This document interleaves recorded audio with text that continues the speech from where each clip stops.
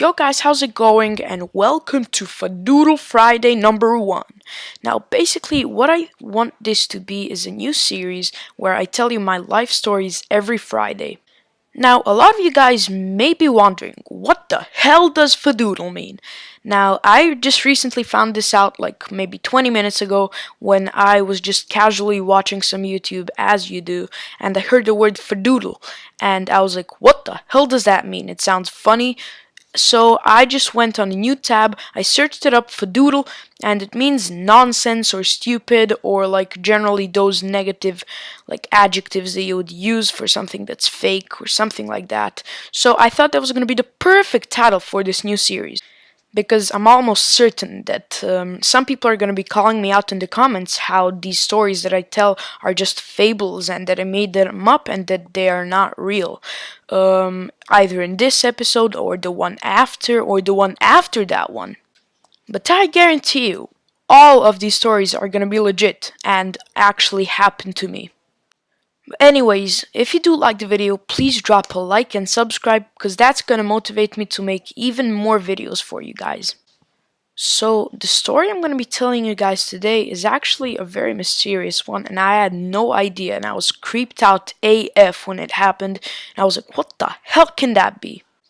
So, this story dates back to about 2 or 3 summers from now, so 2 or 3 years ago, and I was about 9. And basically, it was this beautiful summer night, and I don't know, I was very bored. I didn't know what to play, I didn't know what to do, so I decided to go to bed. So I go to the bathroom, take a shower, brush my teeth, put on my pajamas and everything that you do in the bathroom. Then I go into my room. And this is where it gets quite mysterious and creepy. So I remember closing the door behind me really tightly and jumping on my bed, then putting the covers over me, and I went half to sleep. And then, out of nowhere, the door just opens. And I was like, what the fuck? And I look at the door, and then it just closes. And at this moment, I'm about to scream, but I don't want to scream because my mom's in the living room and she'll think I'm crazy. Basically, the door starts flapping open and closing, opening and closing, opening and closing. And I'm just lying in bed there with my eyes wide open, and I'm like, what the fuck is going on here?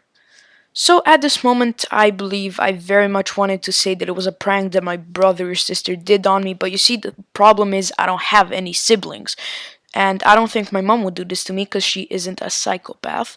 So basically, it stops, and the door just stays open, and I'm like, what the hell just happened? So I go into the kitchen, I take some water, I drink it, I try to forget about it. Then I go to bed, and nothing like weird happens for the rest of the night, and I somehow fall asleep. I try to forget it, and I somehow did. But anyways, in the morning, I go to the living room because I was bored in bed, I didn't know what to do. Then I go into the living room and I see half of the like papers, magazines, books from my mom that were on the kitchen table on the floor.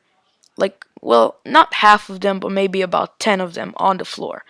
And I'm like, okay. So once again, I'm creeped out, and I remember the thing from last night, and I'm like, what the hell? Why is this happening to me? So then I pick up all the books and magazines and I put them back on the table where they belong. And I remember having a PSP at that time, and my favorite game was like FIFA or Football World Cup. I knew it was football. I don't know what it was. But anyways, I go into the like box where the disc is, and I open it to take the disc and put it in my PSP, and it isn't there.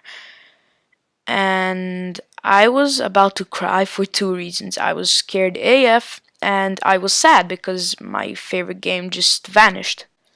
So, me being 9 years old, I quite quickly forget about this. I jump on my sofa, I watch my phone, watch iPad, watch YouTube, play PSP, play PlayStation, watch TV, and do everything that a 9-year-old does. And I still didn't have homework at that age, so I want to go back to that day.